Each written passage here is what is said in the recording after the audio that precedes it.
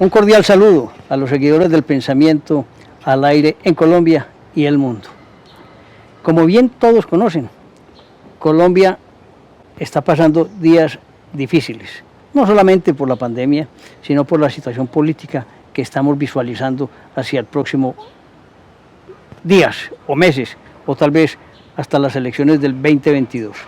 Pero más que tiempos de elecciones, es un tiempo de problemática social, que hay que mirarla desde el fondo, buscarle soluciones y no dejarnos contaminar. Invito hoy al doctor Javier Tamayo Jaramillo, abogado prestante colombiano, con experiencia internacional como tratadista, como consultor y como profesor en universidades importantes del mundo. Nos ha acompañado aquí en otras oportunidades y con él hemos conversado de la vida colombiana.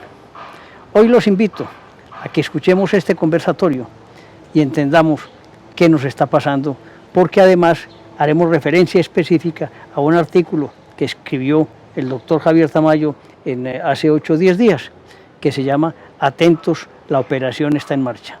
Cordial saludo, doctor Javier.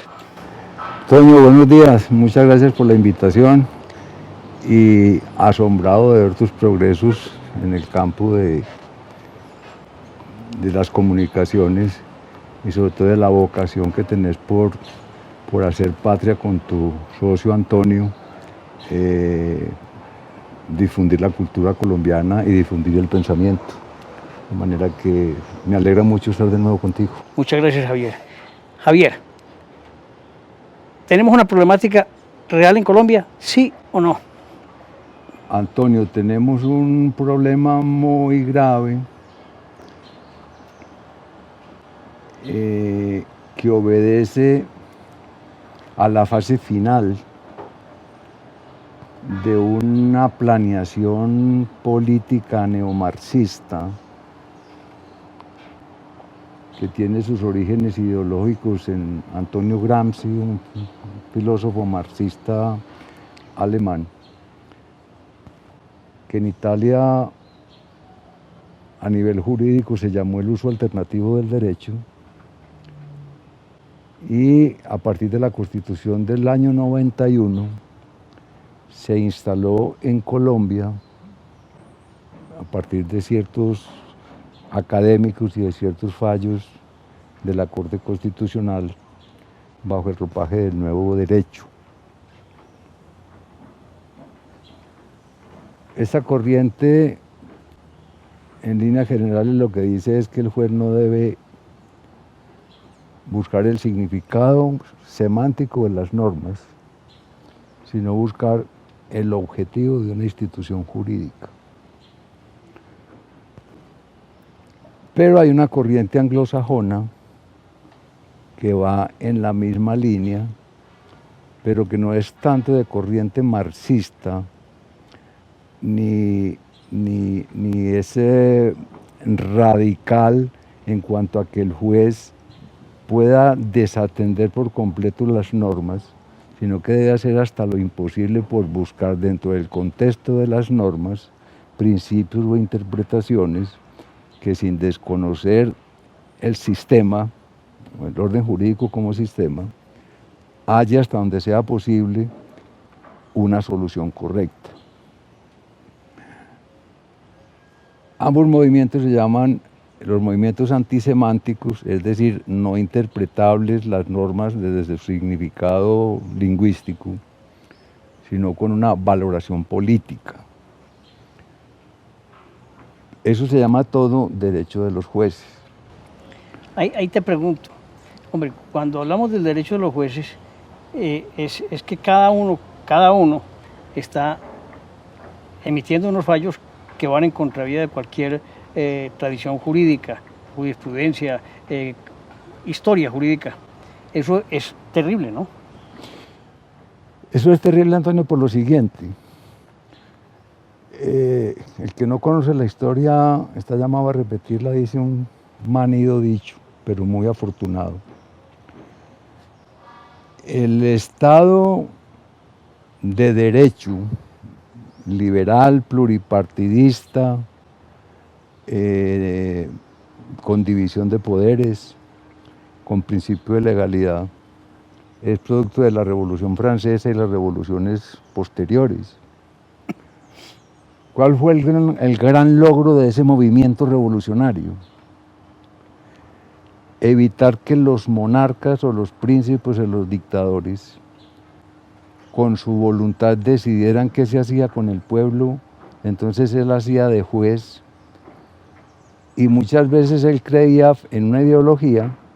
Entonces toda la política de esa monarquía estaba enfocada hacia la realización del objetivo querido por los valores, por ejemplo, religiosos, en un determinado momento, bien sean en el islamismo, o bien sean religiones asiáticas, africanas u occidentales cristianas. El Estado laico tuvo el gran mérito de evitar, o el Estado laico no, el Estado liberal, y ahí es donde resurge la importancia del Hans Kelsen, que a nosotros nos enseñó Carlos Gaviria Díaz, sí, cuando era un liberal positivista. Es que las normas son mandatos que no provienen de nadie en el momento concreto en que, por ejemplo, a nosotros el Código Penal nos exige no matar. No hay un ser humano que nos esté dando esa orden. Es el derecho como ente lógico abstracto el que tiene eso consagrado. Y ese es el principio de legalidad. ¿Qué se buscaba cuando... ¿Qué valores tenía ese Estado de Derecho? Tenía, en primer lugar, por encima de todo, la tolerancia. Solo un Estado liberal es tolerante.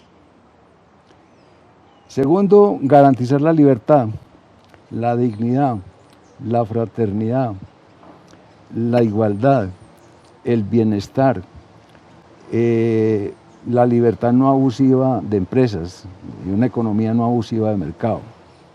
O sea, esa es la filosofía o la ideología. Ahora, cuando alguien quiere salirse de ese esquema pluripartidista de división de poderes, donde todo el mundo está sometido al principio de legalidad, a la Constitución, a los códigos, le quedan dos caminos. O se tira al monte y monta un movimiento subversivo, o hace lo que propuso Gramsci en el año 33. Pide que lentamente lo que él denomina intelectuales orgánicos vayan penetrando primero un adoctrinamiento como profesores en la academia, en las universidades. Ojo, uno. Claro, ese es importante. Y van haciendo como quien está creando gallinas. O sea, se va aumentando la... Van anidando y van formando profesores y eso se va multiplicando. Esa gente comienzan a ser intelectuales orgánicos que después van a ser nombrados como desde secretarios de juzgados, que tienen una enorme, los secretarios en todo el mundo, tienen un enorme poder en la redacción de las sentencias. Usted ve, hay secretarios que en el fondo son los que intelectualmente manejan un despacho judicial. Un despacho judicial. Y eso va subiendo hasta las altas cortes. Entonces, ¿qué pasó en Colombia? Eso todo se fue produciendo. En la primera corte, el doctor Carlos Gaviria y Carlos Martínez Caballero tuvieron una gran influencia, y Ciro Angarita, en empezar a romper con el principio de legalidad, con el objetivo, les creo sinceramente, porque los conocí a los tres, de querer ser justos, pues de querer ser buena gente y de reconocerle derechos a los demás, a los pobres. Pero eso tuvo un costo mortal, porque empezaron a deslegitimar los textos escritos, lo que significaba aniquilar al Congreso y lo que significaba ir aniquilando al Ejecutivo, declarándole inconstitucional decretos.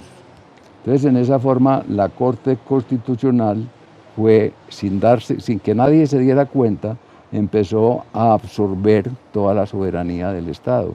O sea, ya la soberanía no radicaba en el pueblo ni en los tres ramas del poder, Sí. sino en la Corte Constitucional. Ahora, ellos tenían un inconveniente en Colombia, Toño, y eso es lo que la gente muchas veces no ve. Tenían un inconveniente, era que nosotros teníamos una tradición según la cual las jurisprudencias no eran obligatorias. Sí. ¿Qué significaba eso? Que una sentencia que ellos dieran en la Corte Constitucional no era obligatoria para fallos posteriores. Y se encartaron con ese problema. ¿Por qué? Porque el artículo 230 de la Constitución es muy claro cuando dice: el juez solo estará sometido al imperio de la ley y la jurisprudencia será criterio auxiliar para resolver casos difíciles, incoherencias, contradicciones, vaguedades. Eso hacía que el precedente constitucional en Colombia no pudiera ser obligatorio. Entonces viene el primer ataque frontal contra la Constitución. Entonces dicen lo siguiente: hombre, esta norma atenta contra el principio constitucional de igualdad, porque si varios jueces interpretan de manera distinta una norma, quiere decir que los ciudadanos no son todos iguales ante la ley. Luego, esa norma es inconstitucional pese a que está en la Constitución.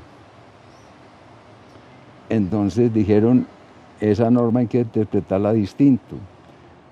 Y dijeron, los precedentes judiciales bajo ciertas condiciones se convierten en precedente obligatorio.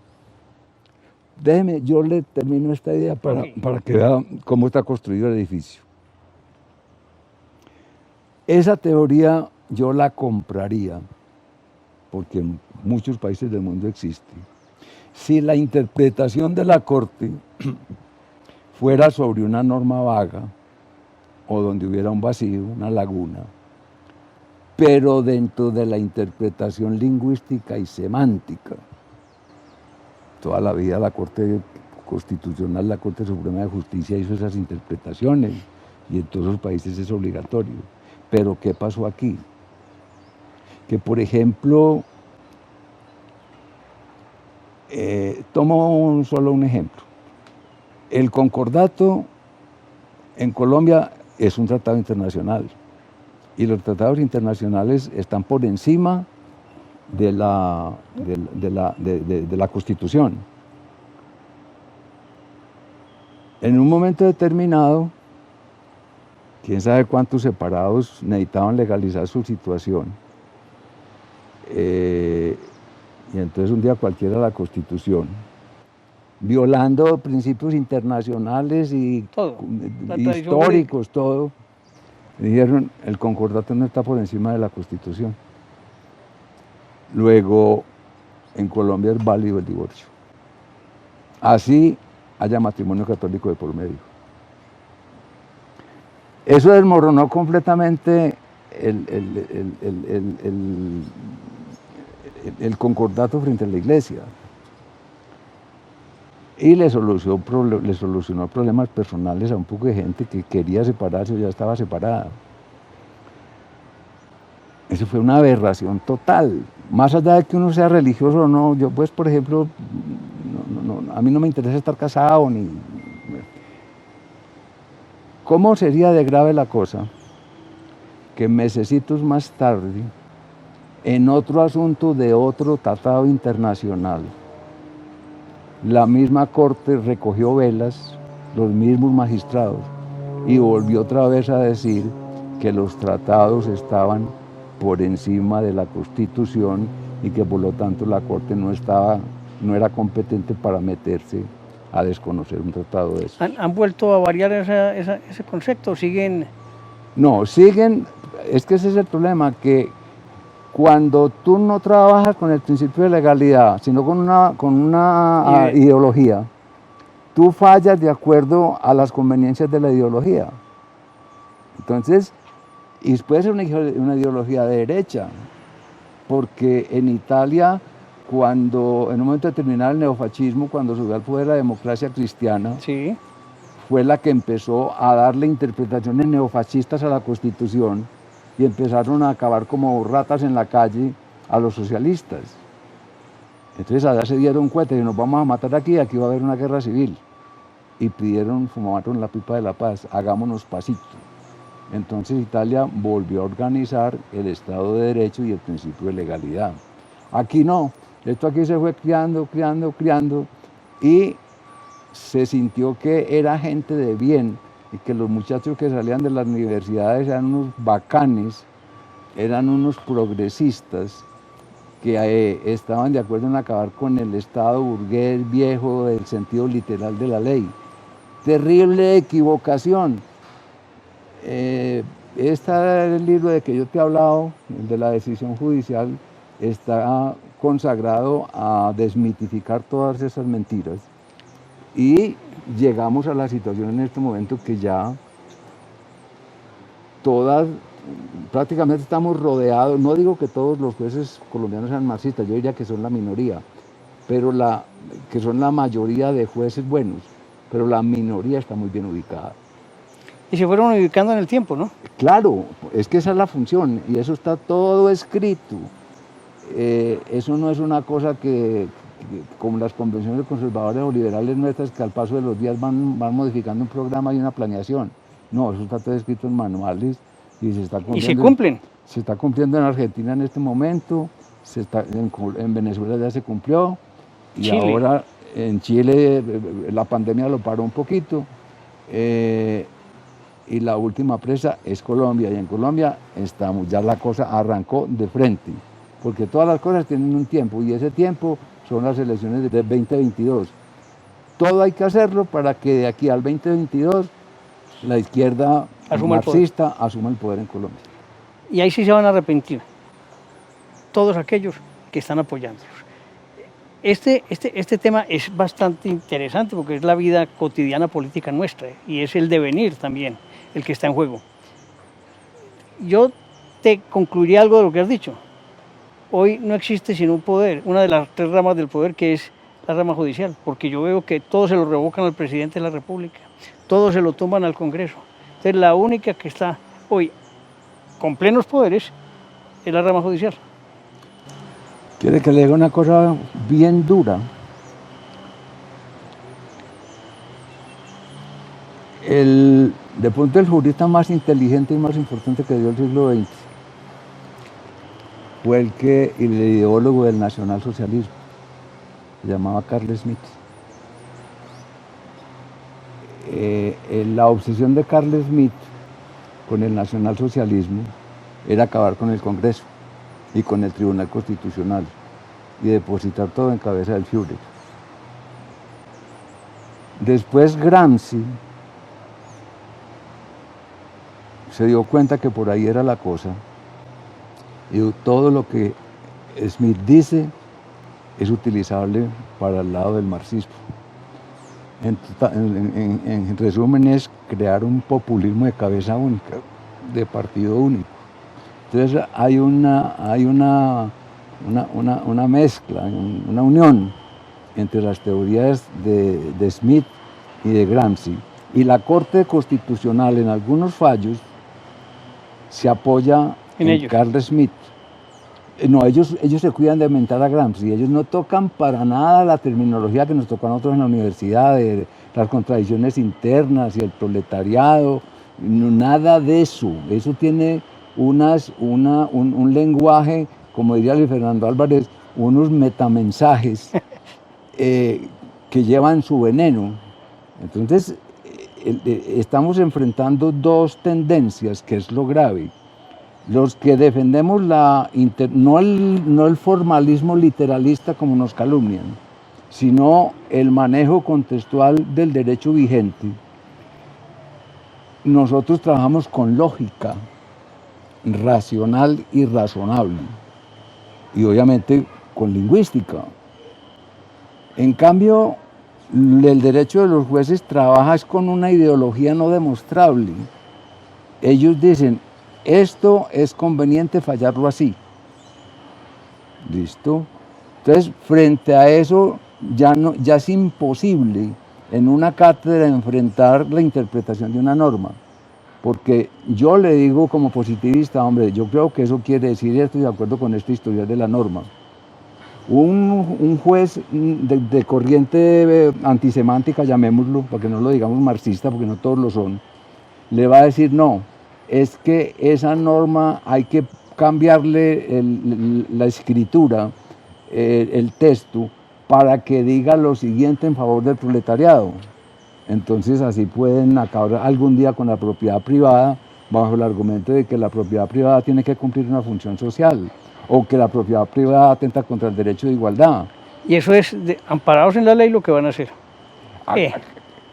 Claro, es que el problema, por ejemplo, tú ves Petro, todo lo que pasó en Bogotá, el referéndum, yo por eso tengo mi reserva frente al referéndum en relación con el alcalde de aquí, porque eso de alguna manera, por una acción popular o por una tutela, eso va al Consejo de Estado o a algún tribunal, y a Petro siempre le han salvado el pellejo de las sanciones de la Procuraduría. Yo no voy a decir si son justas o no son justas, no. Yo lo que quiero decir es que ya el derecho de los jueces está metido en los organismos de control. Entonces ellos están protegidos completamente por el mismo sistema jurídico y el legislador y el gobierno están completamente amarrados. O sea, la soberanía del poder la tiene la Corte Constitucional y el Consejo de Estado. Ellos son los que mandan. La pregunta que hay, que yo se la he formulado a los mayores defensores de esta teoría, cuando tengan el poder en la mano, ¿qué van a hacer con él? Le garantizo que se acaba todo eso también, y es su propia interpretación. Se lo entregan a un político de corte marxista, porque, y esa es la operación en marcha de que yo hablo. Estamos ya cercados con un relativo control, yo no digo que total, de los organismos de control, incluso de funcionarios administrativos, gubernamentales, que le marchan al asunto. Cada intelectual orgánico cumple una función. Eso está todo. Usted quédese quietecito donde está y espere su tiempo. El asunto es que en un momento determinado, dígame, ¿y qué van a hacer con eso? No, eso ya está maduro y entonces ya hay que caerle a las alcaldías.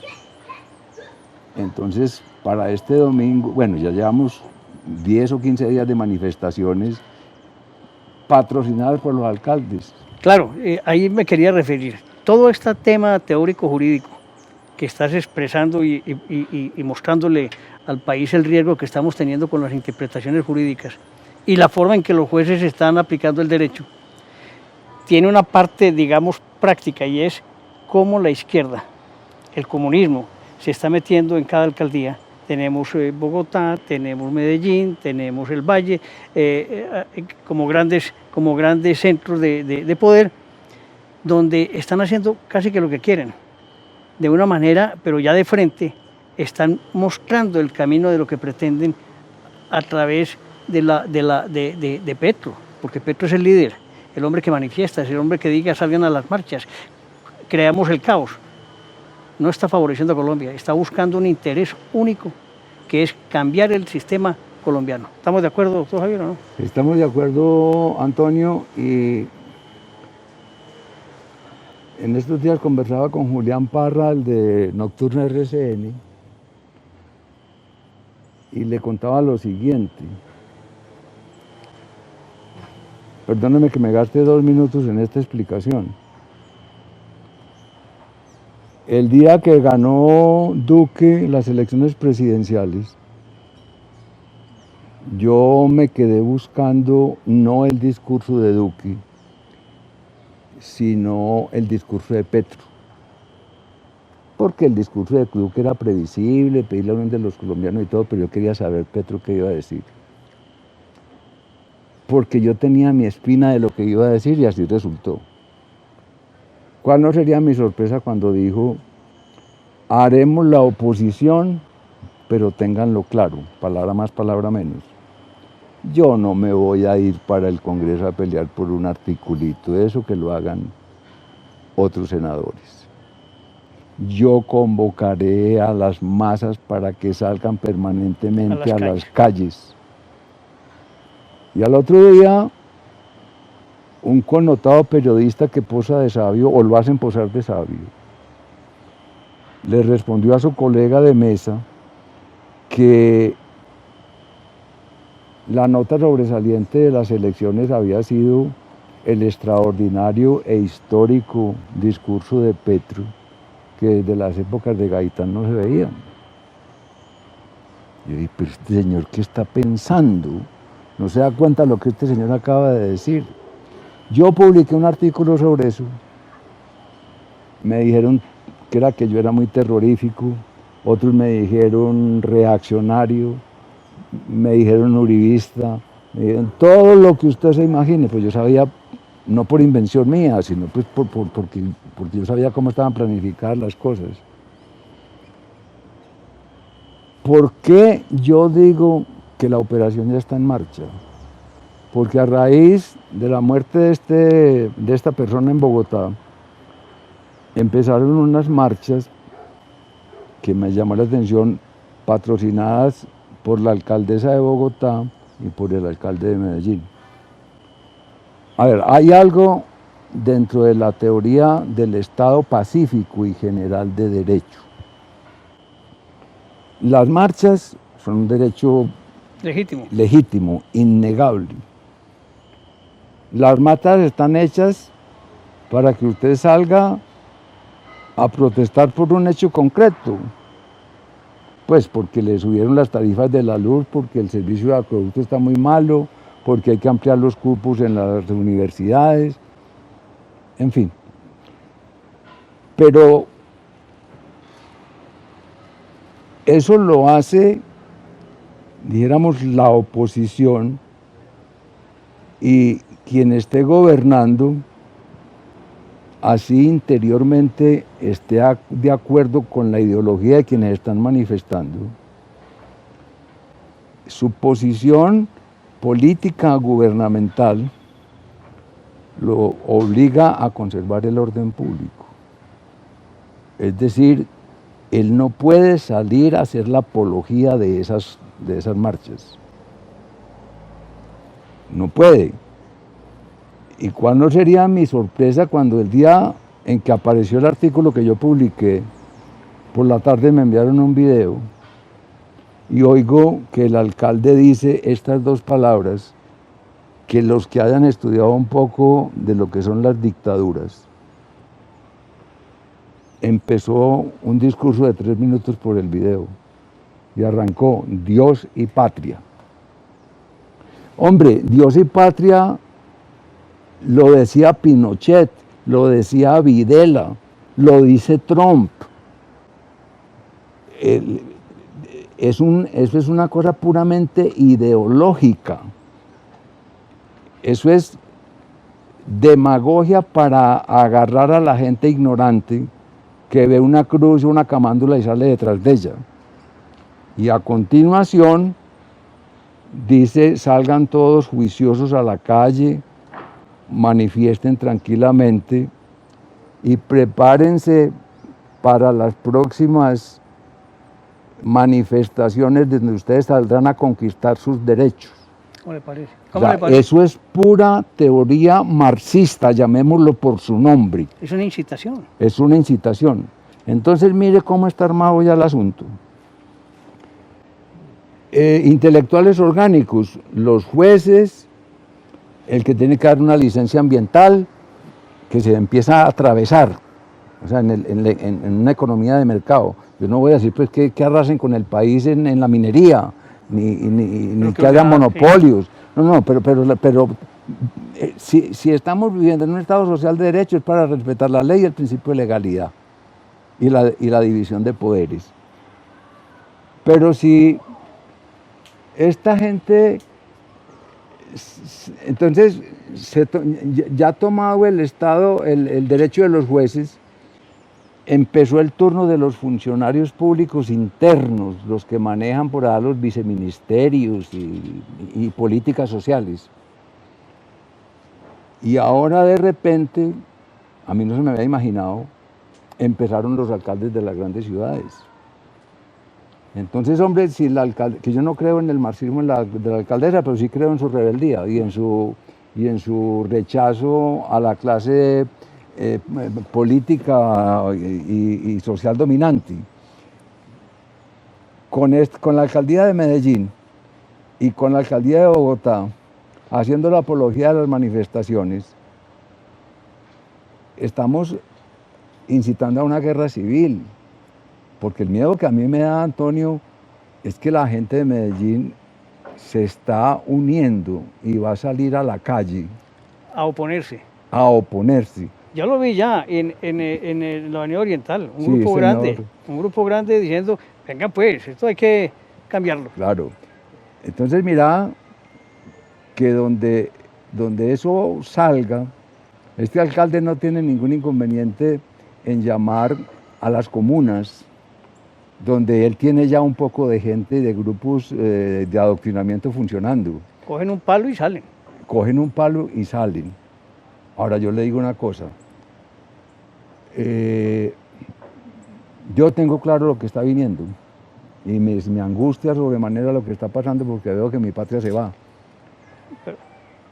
Pero quédense quietos en Medellín esperando que lo saquen como ratas, así como lo sacaron en Venezuela y como los están sacando en Argentina. O que hagan reaccionar y que le muestren al país y que le muestren al alcalde que hay gente que está dispuesta a hacer respetar la ciudad y sobre todo una cosa muy grave, Antonio, y es que si hubieran sacado una junta directiva porque en conjunto podría estar, entre comillas, de la mano de los posibles responsables de la catástrofe de Ituango, cosa que no es cierta, porque conozco por dentro cómo sucedió todo ese proceso. Uno diría, bueno, es un tema solo, pero cuando yo ya veo que empieza a destituir gente y a traer gente de Bogotá, veo que es que detrás de eso hay una intención. Pero acuérdate, y le interrumpo, la mitad de los funcionarios de la Secretaría son de otras ciudades del país. Claro, pero es que donde no han visto, la gente dice que es que ese alcalde no sabe gobernar. Por Dios, ese sabe más que nadie lo que está haciendo, es que a él no le importa gobernar. Mientras peor, mejor, porque a él lo que le interesa es desacreditar a la clase media, media alta y alta de Medellín. Y no hay quien lidere nada, no hay quien diga nada. Entonces, aquí entra en juego otra teoría marxista tomada del nazismo de Carl Schmitt, la relación amigo-enemigo. Entonces, él lo que quiere es sacar a toda la clase antioqueña, importar gente de Bogotá, porque los antioqueños no servimos. Es un mensaje terrible. Claro, es que aquí ha venido gente muy buena, Javier Gutiérrez Pemberti, el que fue gerente de ISA, el que después fue gerente de ISAGEN. Cuánta gente muy buena. Yo he conocido ingenieros en EPM que han hecho represas no solamente aquí en Medellín, sino en otras partes. O sea, tuvimos profesores universitarios de otras ciudades del país. Aquí el que llega es bien recibido, pero que sea gente buena, excelente. Pero que el objetivo sea sacar a todo el mundo de Antioquia y no pensar en otros antioqueños. Eso es un mensaje nefasto para Antioquia. Hombre, póngame a cualquier ciudad, póngame a Bogotá, que es, digamos, la más cosmopolita, que el alcalde, que un alcalde bogotano se lleve 18 secretarios antioqueños para allá. Hombre, nos matan a todos, y con razón. Es que es una humillación enorme contra el pueblo antioqueño y contra el pueblo de Medellín. No que le hagan increpaciones a una junta directiva, ella verá cómo se defiende. pero que saque a todo el mundo, que no tiene experiencia, que no conoce la idiosincrasia nuestra. Hombre, aquí hay gente capaz. O sea, usted no puede salir a decir que todos somos unos corruptos. No, es que estamos humillados. Este alcalde tiene que darse cuenta que si sigue así, va a armar un caos y un problema social y una grieta que después va a ser absolutamente imposible de cerrar. Está jugando con candela. Hay caminos para que la civilidad antioqueña contrarreste esos ímpetus de este hombre.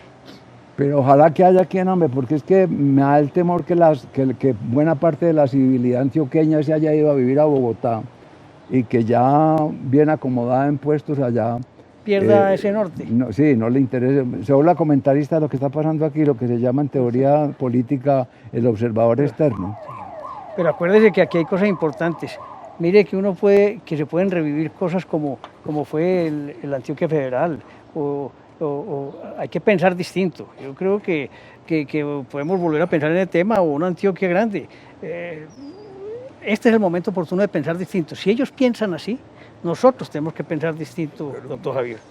Yo pienso, Antonio, que hay que salir a la calle. La calle no la aguanta ningún gobierno. La calle por eso es que Petro muy hábilmente dice voy a salir a la calle.